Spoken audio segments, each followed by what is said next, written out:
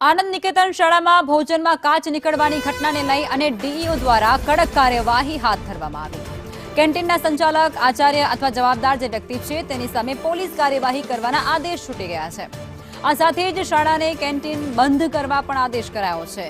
આ ઉપરાંત એફએસએસઆઈનું લાયસન્સ હોય તો તે રજૂ કરવા માટે અને તેની મંજૂરી મળ્યા બાદ જ કેન્ટીન શરૂ કરવાનો આદેશ છે।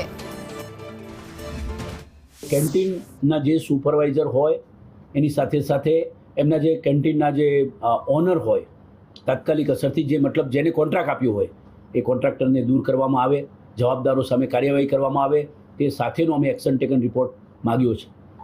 મેં આ મુદ્દાની સાથે લઈને અમદાવાદ શહેરની તમામ શાળાઓમાં પણ ફૂડ સેફ્ટીના વિભાગ સાથે રહીને સમયાંતરે જે ખાનગી શાળાઓ કેન્ટીન ચલાવે છે તેઓએ આ ઘટના ઉપરથી ખૂબ સમજવાની જરૂર છે અને ક્યાંય પણ કોઈ કચાશ ન રહે તેના માટેના તમામ પગલાં લેવા જરૂરી છે।